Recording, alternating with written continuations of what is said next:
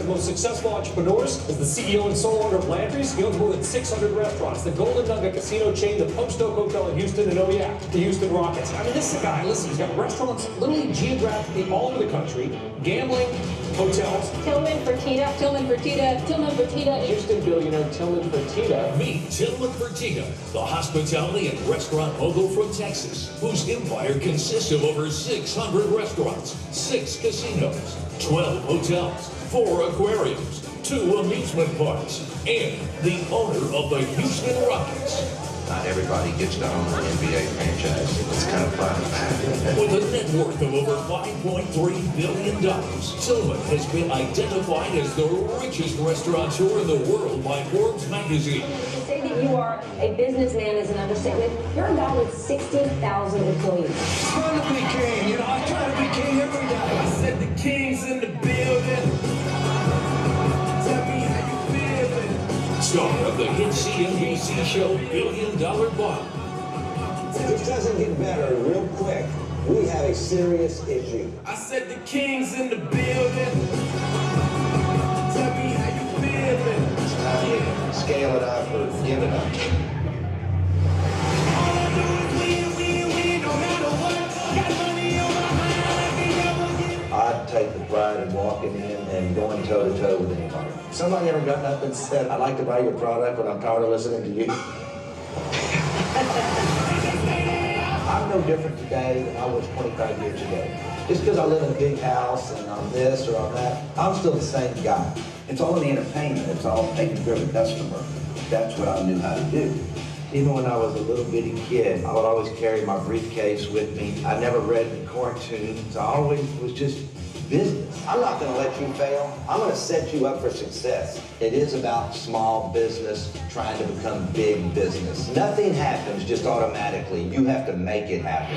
And now, for the first time, Tilman shares his personal secrets to achieving success in his much anticipated debut business book, Shut Up and Listen, Hard Business Truths That Will Help You Succeed. You may think you know what you're doing, but I'm going to show you what you don't know. Tilman Fertitta, who has a new book, Shut Up and Listen. Tilman Fertitta out with a new book today that is called Shut Up and Listen. Tilman Fertitta. He's got a new book. It's good. This title fits him. It's called Shut Up and Listen.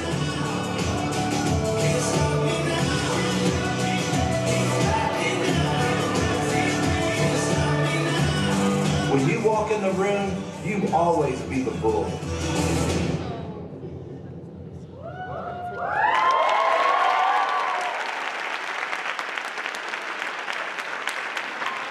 Please welcome to the stage University of Houston System Board of Regents Chairman Tilman Fertitta and University of Houston System Chancellor Jain Patel.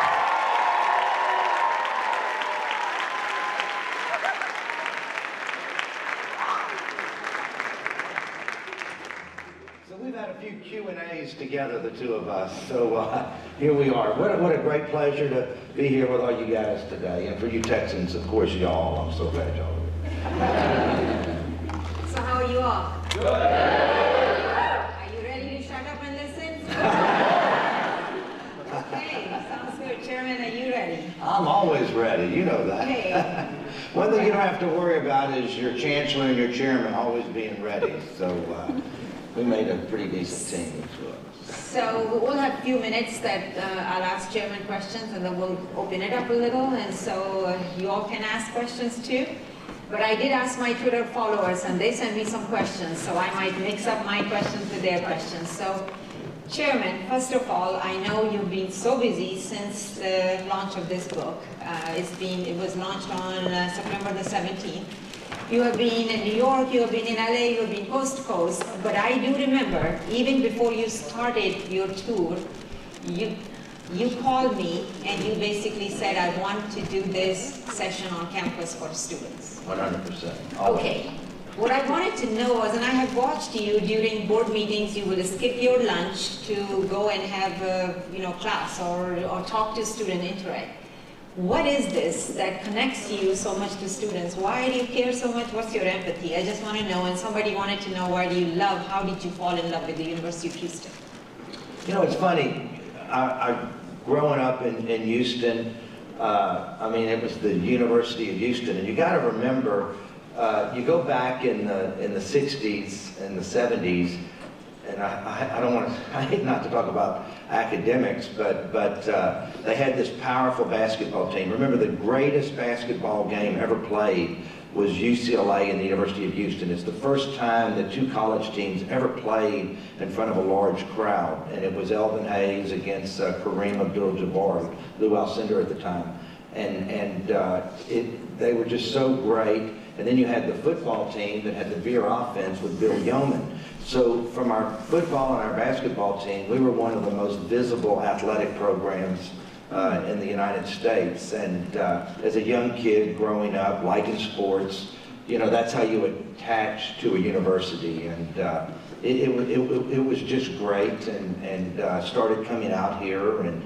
going to games. You got to remember, then even the Houston Oilers played here at Old Jefferson Stadium in the 60s and coming on campus. And it was just great. And then I love the youth, because y'all are tomorrow, and the youth today has more ideas and more drive and wants to understand more than any other group at such a young age. A lot of times students say, oh, I'll go out and get a job, then I'll try to decide what I'm going to do.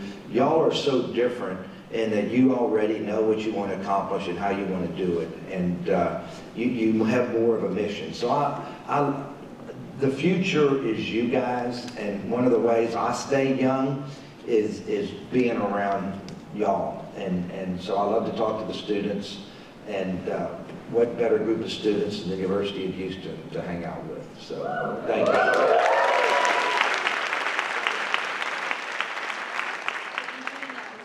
want you to know, even though the color wasn't right, I still wore you. How about that? But I wonder if they even ever thought about that when our retail department. I said, that looks like Aggies. The Aggies. What a mistake. Somebody's going to have to get. I never noticed that. In my eyes, everything is red. So that's how it is. I love Cougar Red and Rocket Red. So. Yes.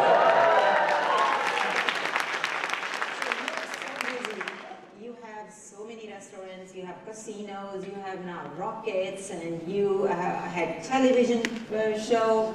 I know you're going to be on a magazine cover very soon. Now, how is it that you found the time to take one more project? What made you write this book? What inspired you about it? You know, it's kind of funny. I always wanted to write a book, but I always thought it would be a life story book. And I always said, you know, I want to wait a few more years, because I'm going to write a book that's really good, because I'm going to go after some people that I'm really pissed off at.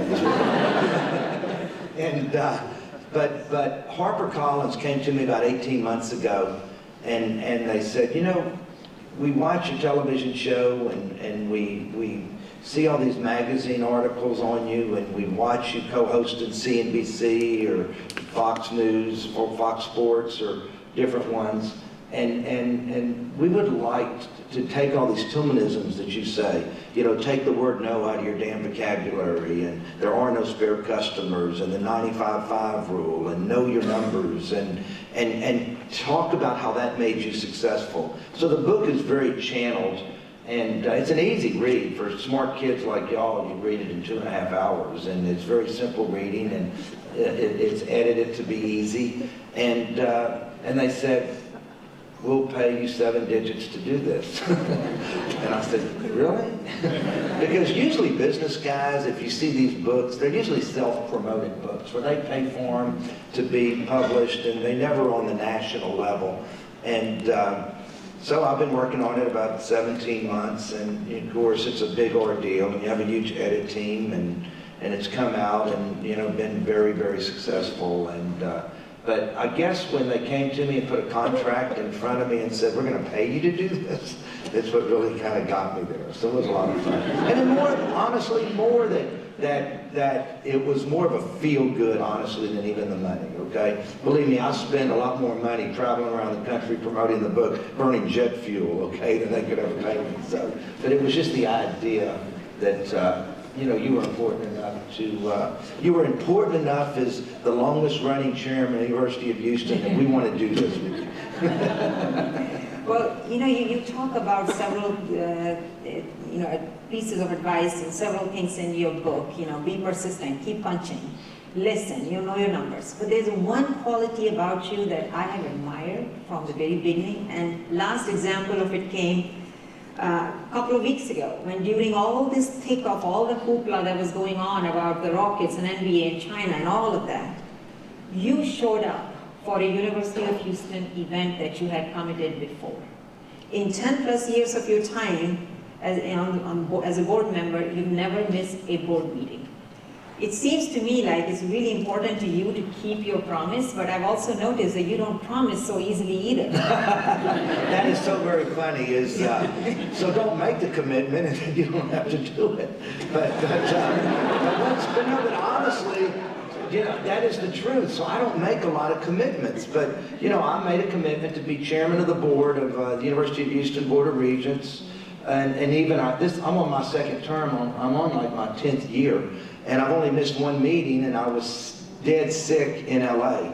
And while I was shooting the show, and I didn't make it back. And I think it was also the storm too. It was all the above, yes. Harvey. So you always remember this. When you make a commitment, and it goes back to there are no spare customers. The University of Houston, I made a commitment, so I have to deliver. And it's no different than anything you do. Treat every single thing you do with a commitment. And you know, somebody walked up to me the other day, which happens all the time, and said, I'm in sales, just tell me that, just in 10 seconds, give me something that I can live with every day. And you know what I told this person? Treat every customer that you're selling something to like they're your only customer, and make them feel that special, and they'll never buy anything from anybody else. So just remember that if you go into sales, because everybody wants to be treated special. So true. So there are a lot of good pieces of advice that you have at the end of the chapter. You made my life really miserable since I read your book. You know why? Every time I'm thinking, oh my gosh, what would Tilman say to this? I mean, should I be doing this or no? But there's one particular sentence that in your book on page number 105 that I read, and I just like, oh my gosh, and I scared the heck out of me. Gosh, what is it? I can't wait. First of all, you said very simple way, your own style, what I call Tilman style, which is no BS around, right? No beating around the bush. You said there's a paddle for everyone's ass. Let's talk a little bit about that. How do you watch? How do new and old business people can watch for these paddles? You know, I get asked this. I'm going to stand up. I get asked this all the time, and people say, "Gosh, what do you fear every day? And do you wake up and just scared?" And I said, I absolutely fear absolutely nothing. But in business, now don't go ask me to go ride the big roller coaster or anything like that. I fear the hell out of that. But when it comes to anything business, I don't fear it at all. But I worry about every single detail and everything every day. And the day you stop worrying, the paddle will get your ass. And I don't care what you do or who you are. If you're a student and you think you know enough, and I've studied, but you know what, those last couple of days, I have a friend coming in and I'm going to go partying, and I'm going to be okay. There's a paddle for everybody's behind every single day, and you just have to spend the rest of your life making sure the paddle doesn't get your ass. Now, you'll get some taps, we all do. All of us have lots of setbacks in life. I've had my setbacks. But every day, no matter how much money I made, it makes me worry more so the paddle never gets me. So no matter what you do, I don't care, relationships, business, school, sports, there's a paddle for everybody's ass, okay? So just worry about it. Next. Okay. So this is from my Twitter followers, because I put it on Twitter saying, if you could ask a question to Tilman, what would it be? So here are some questions, and you know, it's very actually really good questions. So this person is asking, besides hard work, time is a key aspect of being successful. Could you share how you decide if an opportunity is worth seizing? Is it something you cultivated? Is it the people involved in the deal, or is it simply your intuition? How do you know that this is the opportunity I should seize?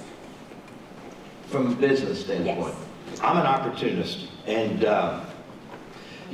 I know business. Just everybody's given a gift, and I talk about this in the book. And you've got to find that God-given gift. I took guitar lessons for 4 years when I was a kid, and I still can't play a chord, okay? If you asked me to go draw something, a person, I would have to draw a stick person and it would look lousy, okay? But God gave me a business gift, and He gave every one of you some type of gift. So you should find out what it is. And it might not be something that you make a lot of money at, but you'll enjoy your life better, okay, doing what you really like doing, because it's not all about money. Now, I'm sure you're saying, yeah, you're saying that, okay, but honestly, it isn't. It's what you do every day. That on a holiday weekend, when Monday is off, I'm kind of upset because I don't have my office to go to, okay. So that's more than being about money, but I understand business, and I can always see the opportunity, and I always do the right due diligence. And that's why my company's been so good at being an opportunist and buying public. I just bought a public company the other day, Del Frisco's, okay? Because the restaurants were great, but it was ran lousy at the executive level. Because management is so poor. Just because somebody's the CEO of a company, that doesn't mean they know what the hell they're doing. It's the case of the Peter Principle. We've had great chancellors at this university, because I've watched it for 40 years, but we never had one as good as her, okay?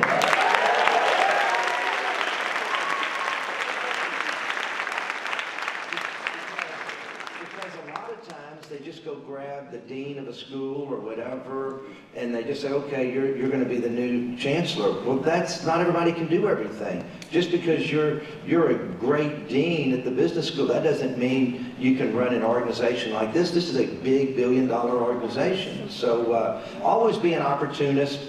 I've been successful being a cyclical buyer, okay? So remember this, when times are really good, you forget they're ever going to be bad again. And when times are really bad, you forget they're ever going to be good again. And once again, that's your relationships, that's business, that's school. And that's why this book did so well on the self-improvement for Amazon, because it's not just business, it's just about life. And one of the things I've always lived by is, when things are really bad, they're going to get good again. So I've always done big acquisitions and set myself up. Like, I know right now the economy is going to tank eventually in the next 18 to 24 months because we're on the greatest economic run ever. So I'm making sure I have a lot of liquidity to go acquire, because you know what the people at Landry's know, my 60,000 employees? They know in bad times we eat the weak. And they know we're the bull, and we're going to be the company that really grows while everybody else is struggling. Because we've done it time and time and time again. And I make sure that paddle never gets my ass, that I'm going to be getting yours. So just always remember that. You can live that same way every single day. So I remember one time in your four-star hotel, I was there for something, and you said, let's sit down. You were hanging out with Modi. Go ahead and tell everybody. I said, let's sit down, and you said, let's sit down and either have a drink or whatever. And we sat down near the pool.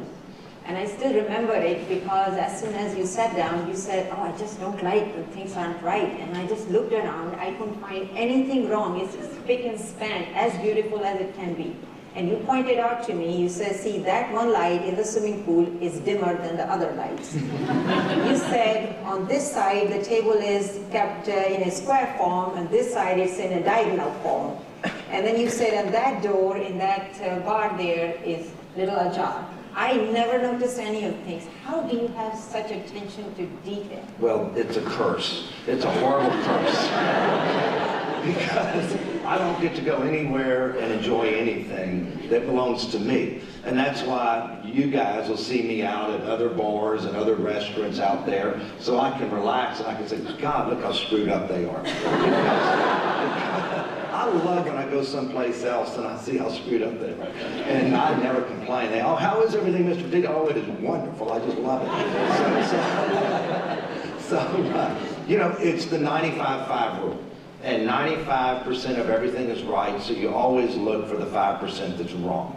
And if you live that the rest of your life, if you're really into something, and you want to be a detail person, but a lot of people say, why be into the details? I'm just going to coast along and not worry about it. But it goes back to that you can always separate yourself from everybody else. People say, well, how do I go up the corporate ladder? Be the first one there, to be the last one to leave. Make sure that you're a leader amongst your peers. Make sure you're a leader amongst your bosses. And it's so easy to set yourself apart from everybody else, okay? It's so easy. All my years in school, junior high school, I had teachers say, Mr. Fertitta, you're such a leader, but could you lead in the right directions? See, I was still leading even back then. But it's so easy to separate yourself. I just stepped on. Y'all don't want me to fall over like, what's her name did here?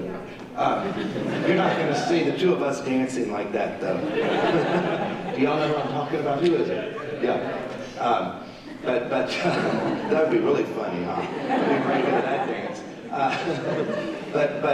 It's so easy to separate yourself. And just remember that, okay? When you go get your first job, just tell yourself, I'm a University of Houston student, and I'm going to separate myself from everybody else that just went to work for this company. And if you follow that, I can promise you you're going to be more successful. Because remember, they hired you over somebody else. So that means they already like you, okay? They already like you because they hired you. Now it's up to you. But I can evaluate somebody after the first week they've been there. If I'm usually coming back to the office at 5 o'clock, and I can see who the herd is that's running me over on the elevators, okay? Don't be ever a clock watcher if you want to succeed. Now, it took me a long time, but the world's made up of all different types of people. You have your people that want to be leaders, and you have your people that want to go in 8 to 5 and just kind of stay like this below the radar screen, and I'll feel my slot in life, and that's fine too. It takes all of you. And if you want to be that, that's fine. But if you want to be successful, it's up to you, and I can promise you, you can do it. So I want you all to think about your question, but I'm going to ask Tilman meanwhile. This is my last question, so that you can think about it. How does it feel to be a celebrity? I know you're going to be on the cover of magazine. You know, you're used to it. I mean, this is my 3rd magazine cover this year, matter of fact. I come out on Ink this Monday.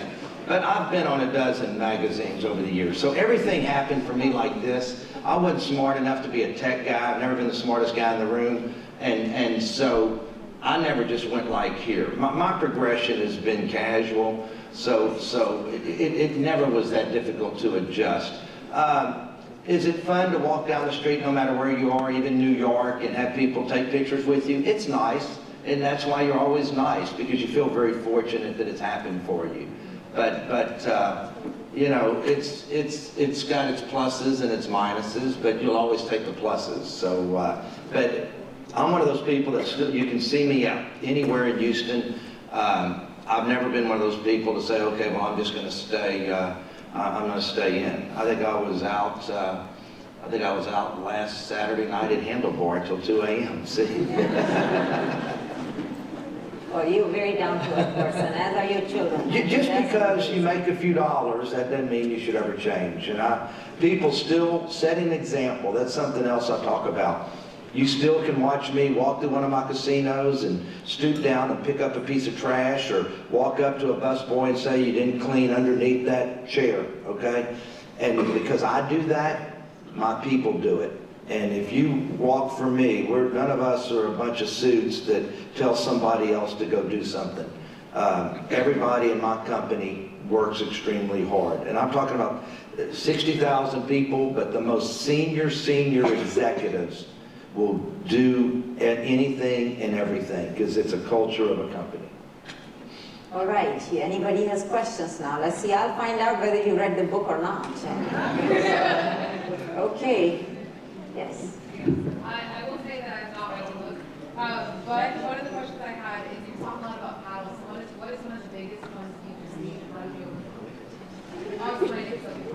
Thank you so much. What's the biggest paddle I've received?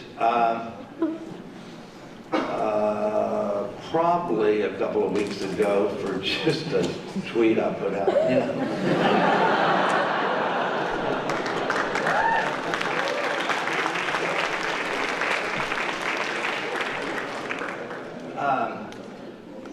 And it really wasn't, but I never have had that catastrophe. Now, one of the things I thought I was going to have that when I was first starting out in the 80s, and you guys are too young, but y'all, do y'all remember the 08, 09 recession? Y'all were only 10 years old, 8 years old, but maybe you saw it in your parents' eyes. Well, there was one in the 80s in Texas that was worse than that by a lot. All these cranes, you never saw them stop building in Houston in 08, 09. Everything shut down. Every bank failed in Houston. That's why you have banks too big to fail that have $1 trillion in assets, because they're roll-ups of all the banks. And so what would happen is a bank would fail, so they'd have to have another bank go manage the good assets, and the United States government took out the bad assets, the bad deals, and then put them somewhere else and just let them go away and just funded it. Remember, we can print money in America. So I had a time in the 80s, and I was just getting going. I mean, I was rolling. And remember, I built my first hotel when I was 26 years old. But I had loans at 9 different banks, $2 million. Now, that might not sound like a lot of money to y'all today, or it might sound like a lot of money, but back in the 80s, that was a whole lot of money. And I was scared to death because business had gotten tight, and all of a sudden, the FDIC starts coming in every Tuesday and starts shutting down banks. And every single bank I did business with failed. Think about that. And there was nobody to pay. There was absolutely nobody to pay. If you called whoever, there was the Resolution Trust was then set up by the government to handle this, and it took them 5 years to call me, 4.5 years, to say, Mr. Fertitta, we have these $2 million in loans, and we'd like to know what you want to do with them. I said, well, I appreciate the time, guys, because in the meantime, I've built me a few restaurants. Things are going really well. Because you can't develop anything, but I was able to go back and pay all $2 million, but they waived all the interest and everything. So that was a paddle that would have definitely gotten me, okay? But you know what? I love this. I survived the banks, and the banks didn't. I mean, how many people can say that? Well, would you like to do, there are 2 microphones I see at both ends, so if you have a question, please do line up there, and that way at least I can go this way, one here, and one here. So if you have a question from this side, if somebody is here, yeah, go. You have a question? Go ahead. Yes, ma'am. My name is Chris. I'm a student at the Hilton College. Great. My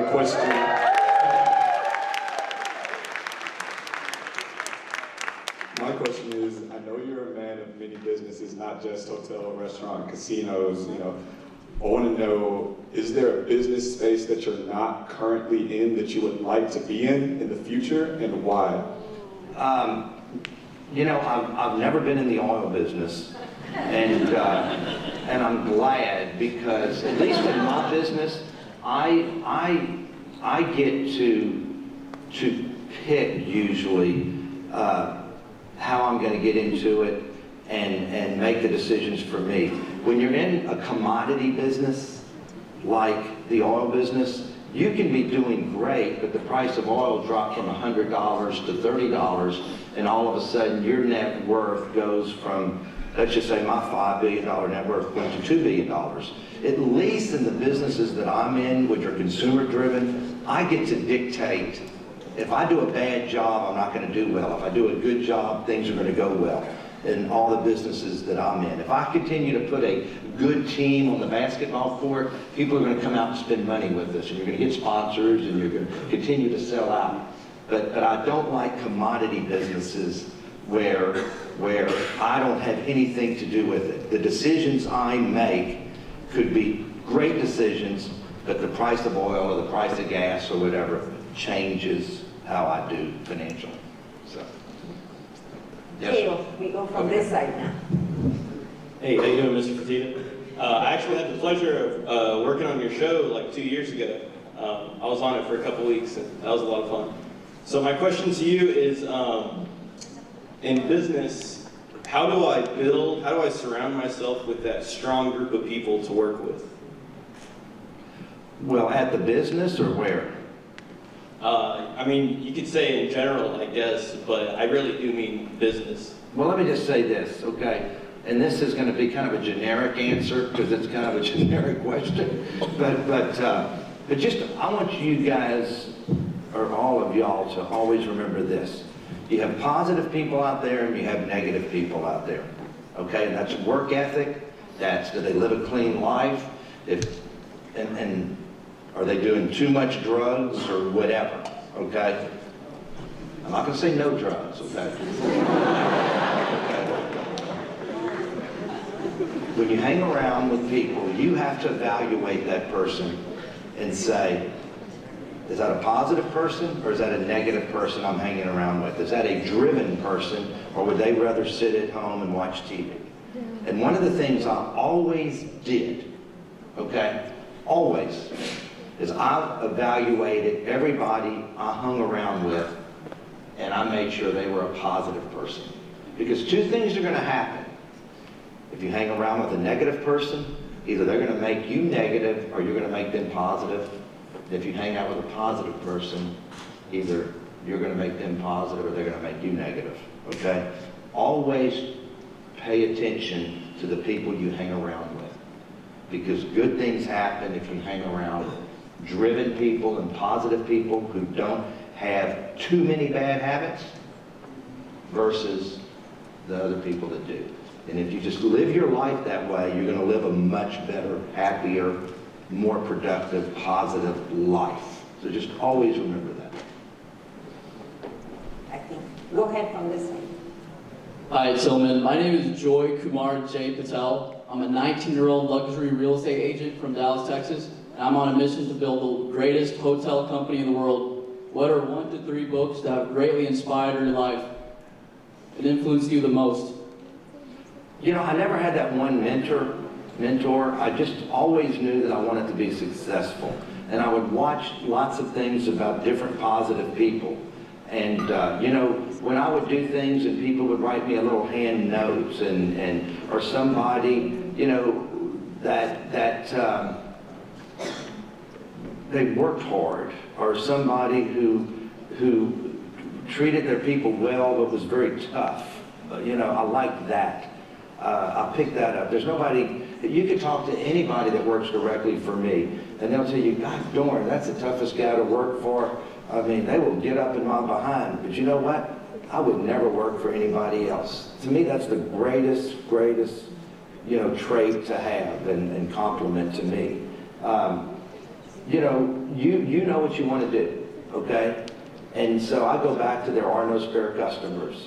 And if you treat, to me, hospitality is everything. And it's like, if you want to build the best hotel company, it can be any demographic you want, from the highest end to an overnight hotel, just a small hotel, Holiday Inn Express or whatever. But you can do even that better than anybody else. So it's just you deciding, I'm going to be the best at whatever demographic that my customer is going to be in. So that's the advice that I would give you. So what are 1 to 3 books that have greatly inspired you the most?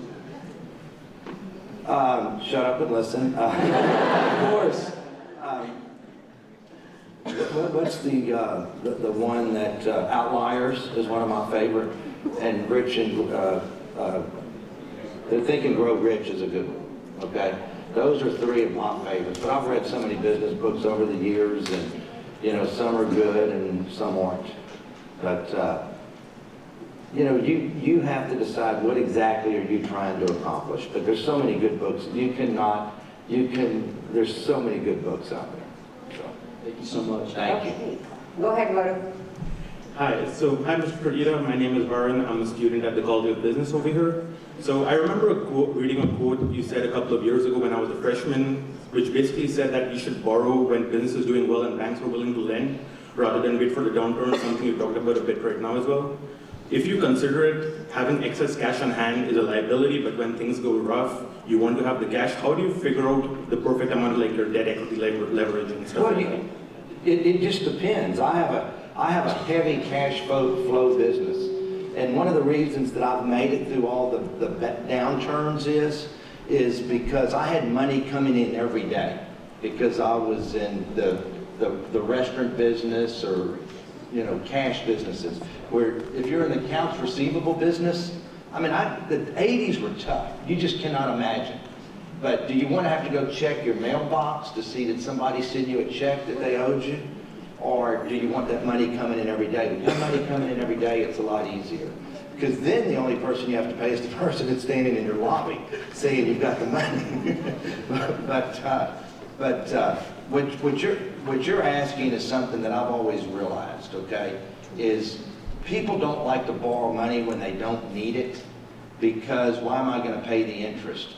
Well, I can remember it was about 8 or 9 years ago, I had the opportunity, when you're successful in business and you borrow big dollars, they throw money at you.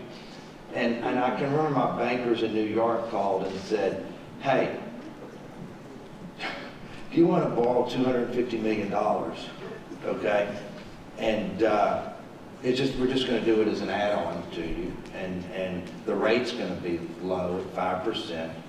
And I said, you know what, I'll take it. Okay? But the interest on that was $12.5 million a year. Okay? But you could say, well, should I take that? Now I've got to pay interest on it of $12.5 million. Well, you can't always borrow money. The lending market goes up and down, just like the stock market. And if you really want to know if a bad economy is about to happen, don't ever pay attention to the stock market and what it's doing. Pay attention to the debt market. Okay, my debt trades just like stocks. Okay? But the debt market is what tells you what's happening in the economy, not the stock market. Okay? The stock market is unsophisticated people, and the debt market is the most sophisticated people. Okay? Just always remember that the rest of your life. Okay? So I took that money. Okay? Well, then all of a sudden, the FTC comes in and says, well, this other company that already owns the boat, the LaBerge Casino, they had just bought the company that was building the Ameristar Casino. Well, I was able to immediately get on a plane and go up to Vegas and meet that CEO and say, listen, I'll put up $100 million today, no financing contingency, no gaming contingency, and put up $100 million. Well, I might not have been that confident if I wouldn't have had that money. And so it all worked out. So if you can borrow money, you always are better off borrowing it, because when you need money, when you need it, just remember this, you can never borrow it. Okay? Because when you need it is usually when the other people need it. And the banks shut down. And so I've always been one that's probably hurt me at times, and I've paid a lot more interest than I ever should have. But leverage never bothered me, because I always had cash flow businesses. Okay? Even today, I probably have $5 billion in debt, which costs me probably almost $1 million a day in interest. Okay? But it doesn't bother me at all, because I also know that after I pay for everything, I still have a few $100 million left. Okay? So the leverage doesn't bother me. Okay? And also, if the world fell apart tomorrow, okay, and I talk about this in the book, don't do a pro forma. You go give whatever you want to the bank, but you always do a worst case pro forma for yourself. Okay? Because that's always what happens. The best case never happens. No matter if you meet somebody at school and you think you're going to get happily married, usually the worst case happens and it doesn't work out. And the same thing in borrowing money, and the same thing in everything you do in life. Always, whatever decisions you ever make, if it was that easy, we could all draw out how our lives are going to be. Okay? Always think about the worst case scenario in every situation. And that's always what I've done. I've never drank my own Kool-Aid. Okay? I've always worried about the worst case scenario. What side are we on? Yes, so we have 2 minutes left, and I see a lot of lines, so I just don't want you to be standing there. We'll go one question We here. can go and a few hopefully- minutes more, Okay. whatever. We can go a few minutes more, so maybe 3 or 4 questions. Go ahead. Hello, my name is Noor Al-Hawamde, and my question is regarding toxic work environments. So do you have any tips for us once we graduate and start getting into the working world, how to deal with potentially tricky bosses or higher-ups? What was the last part of that? So how to deal with tricky bosses or, tricky individuals within a company that may not like you? Well, just be the boss, right? That's one, be the boss. That's kind of negative. Let's turn that into a positive question. Why don't you ask me that question another way? Let's see how, come on, you're a student. Come on, turn that question. Ask me that same question in a positive way. You're giving me a test? I'm giving you a test. You gave me one, so What tips do you have for students entering the workforce on how to deal with individuals from different backgrounds and different viewpoints?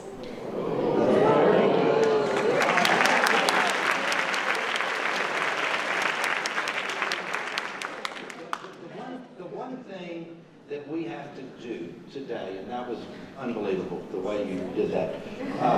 The one thing you have to do, and I think what's wrong today, is you have to respect everybody, okay?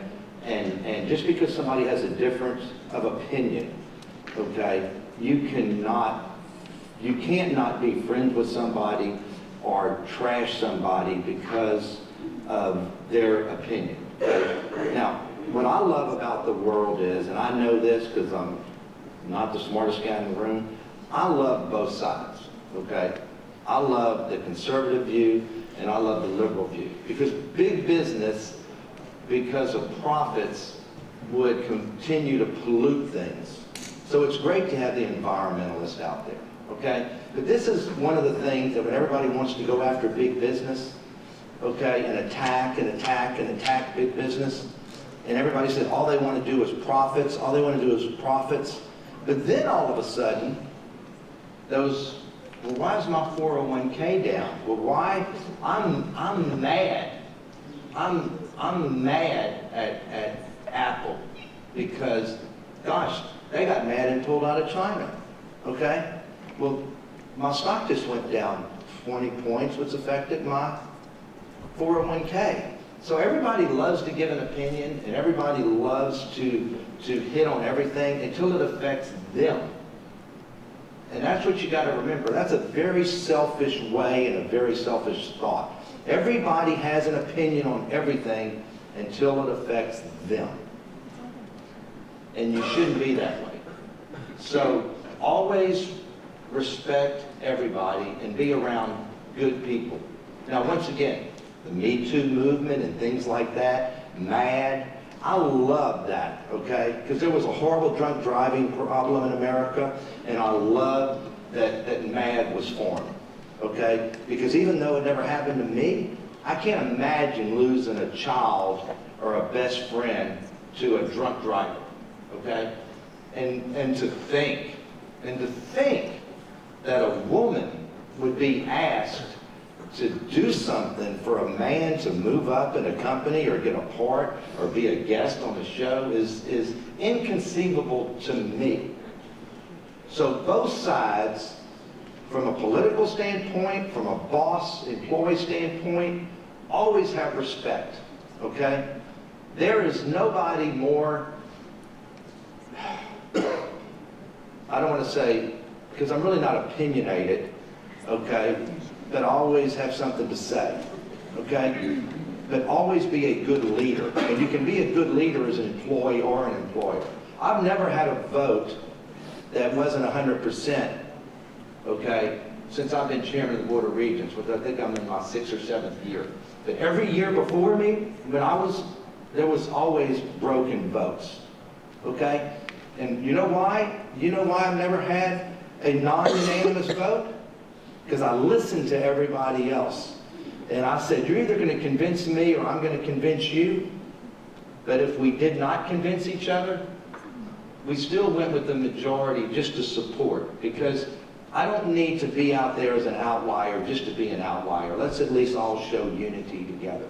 And that's where I'm upset with America today, that we all don't show unity together, but it's all right to disagree. So I'm sorry I gave you a dissertation. That was great advice, thank you.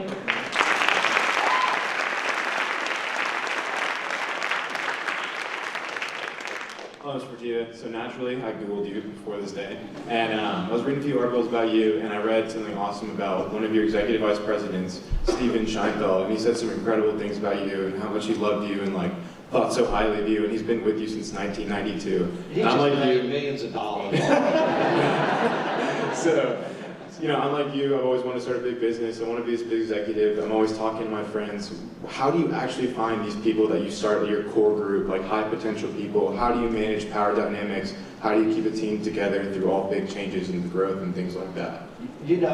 I would say, and this is the truth, when somebody says, what is your greatest accomplishment? I say, I have been able to, I probably have 25 vice presidents that have averaged 27 to 30 years with me. And everybody that's a direct answer to me is still with me. And one of the reasons is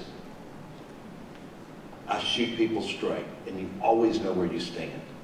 And I think that's the best thing that you can do as a leader, is people prefer somebody to look at them and say, why in the hell did you do that? That is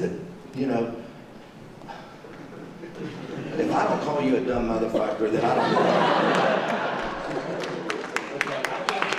It's even a joke at my company. You dumb motherfucker. I put my arm around you, okay? And I've had to do that with a few regents. I mean, I'm just kidding.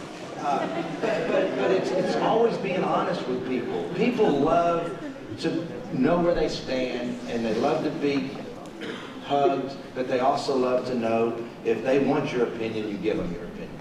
So I think I'm answering your question, but maybe I'm not. So thank you. Last question. Let's do one more. Hello, Mr. Fertitta. I'm Madison. So my question is, having a net worth of well over the top 1% in the world, which would easily allow you to retire and just do whatever you wanted, what keeps you going in your business? This is sport to me. This is what I do every day. And I would die if I retired, okay? I mean, I would just die. I mean, I wouldn't know what to do. I mean, I couldn't wait, Kate. I could not wait to wake up and know how busy my day was today. That I have bankers in from New York. I have the owners of Milwaukee joining me. I had to come here and do this, which I look forward to. I mean, my schedule is so tight today that I had to land on campus in a helicopter. That's minute to minute today, till about midnight tonight, at dinner after the game. And if I couldn't do that, I don't know what I would do. I love my life. So being busy is the greatest thing in the world. Okay, just always remember that. There's nothing like being busy. When you're not busy, you better go find a way to get busy, okay? So as the end, I want to see what your fortune is. I'm going to open the fortune cookie for you. Let's see, what does it say? And I've got mine here too, so let's see, let's compare. All right. As y'all know, remember this. You know how you're supposed to end a fortune cookie, right? You will soon receive an offer you cannot refuse. What are the two words you're supposed to say after a fortune cookie? In bed. That's right. Think about that. You will soon receive an offer you cannot refuse in bed.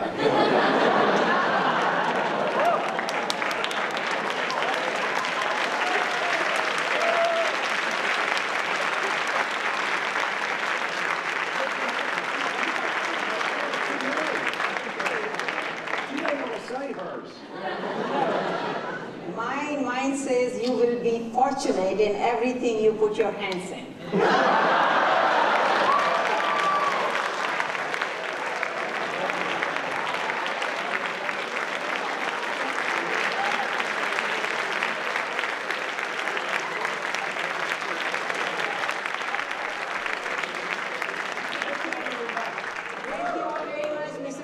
will be signing the books. Tilman will be signing the books in the bookstore. So if you want a signature, on your book. And apparently, 2 regents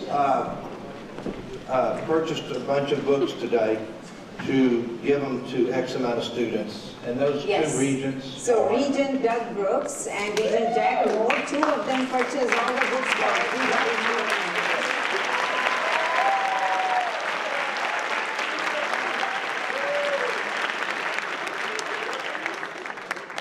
Doug Brooks or Jack Moore thanked them personally. They did not have to do this. I just thought it would be kind of weird that I'm going to come over here because I'm going to buy you a book. That would be like bribing y'all. So even though sometimes you have to do what you have to do.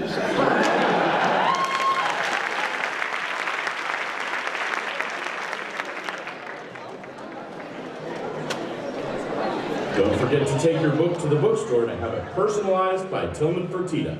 Additional books will be available for purchase as well.